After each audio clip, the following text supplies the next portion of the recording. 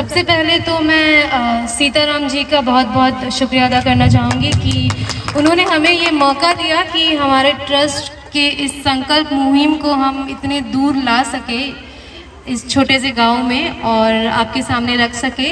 और हम चाहते हैं कि इस मुहिम को आप भी आगे बढ़ाएं, यही रोका नहीं जाए, ताकि हम देश के हर घर तक पहुंच सके, हर कोने तक पहुंच सके।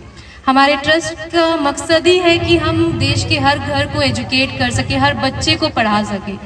लेकिन हमारे देश की जो बेटियां हैं वो आज भी घर में बंद है, पता नहीं क्यों, शायद सोसाइटी की वजह से। ये हमारे देश की सबसे अच्छी बात है कि हम जो बेटियां हैं खासकर इंडिया में, वो समाज के बारे में बहुत ज़्यादा सोचती है, सोसाइटी के बारे में, माँ बाप के बारे में बहुत ज़्यादा सोचती है, उनकी बातें मान लेती है। लेकिन ठीक है, माननी चाहिए, अच्छी बात है, बट अपने ख्वाब, अपने सपनों को बंद नहीं करना चाहिए। क्योंकि ये सच है कि जो हम चाहते हैं वही हम पाते हैं, जो हम चाहेंगे वही हमें मिलेगा। इसके जो हमारे जो सपने हैं वो हमें तोड़ने नहीं चाहिए, राइट? क्योंकि आप ऐसा देखा है मैंने कि आज भी देश में, हम स्कूल में पढ़ते थे कि बाल विवाह होता था और सती प्रथा हुआ करता था, लेकिन ये झूठ है। मैंने तो देखा है कि आज भी बाल विवाह हो रहा है देश में। आज भी कई ऐसे गांव हैं जहाँ पे 12 साल की बच्चियों की शादी हो जाती है, 14 साल की बच्चियों की शादी हो जाती है। मतलब 12 साल की बच्चियां है ही क्या एज? 12 साल के बच्चे तो मुझे लगता है कि जस्ट दुनिया देखा ही नहीं है, जानते ही नहीं। और शादी जैसी जिम्मेदारी को उठाना, उसके लिए समझ होनी चाहिए। तो सबसे पहले इम्पोर्टेंट है कि एजुकेशन। हम दहेज के लिए पैसा जमा करते हैं। मैंने ये भी देखा है, कुछ दिन पहले हमारे सामने एक बंदा आया था, वो अपनी उसकी बेटी 10 साल की है और अपनी बेटी के लिए वो जेवर बना रहा है, दहेज के, मतलब शादी में देने के लिए जेवर बना रहा है। तो भाई शादी कब है उसे पता भी नहीं है, सोचा भी नहीं है, मतलब जाना भी नहीं कि कब होना है, पता भी नहीं, लेकिन जेवर आज से तैयार हो रही है, दहेज के पैसे तैयार हो रहे हैं। बेटी पैदा हो जाती है हमारे देश में तो दहेज का पैसा जमा होना शुरू हो जाता है। तो हम दहेज का पैसा जमा करने से अच्छा हम उसके पढ़ाई का पैसा जमा करें, है ना, ताकि वो अपने लिए कुछ कर सके।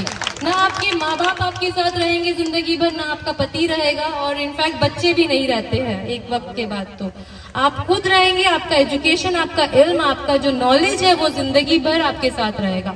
आपका एजुकेशन आपके साथ है तो आप कहीं से भी शुरू से शुरू कर सकते हैं।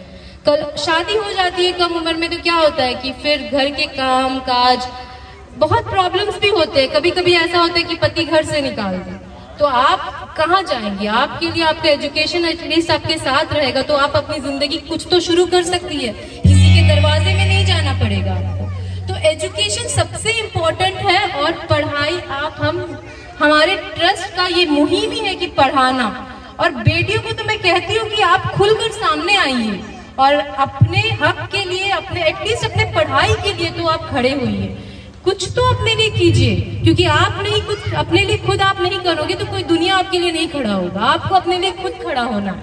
तो यहाँ पे तो वैसे काफी छोटी बच्चियां हैं और काफी जो लोग ऑलरेडी मैरिड है। तो ये जो मैं मैसेज देना चाहती हूँ उन माँ बाप को देना चाहती हूँ जो दहेज के सपोर्ट में खड़े रहते हैं और बाल विवाह के सपोर्ट में खड़े होते हैं। कोशिश कीजिए कि एटलीस्ट अपने बच्चों को पहले पढ़ाए। शादी तो करनी है, अभी नहीं तो कभी तो करनी है, लेकिन एक एज के बाद करें ताकि बच्चे अपने पैर में खड़े हो जाए, बेटी अपने पैर अपने समझ सके, दुनिया को समझ सके।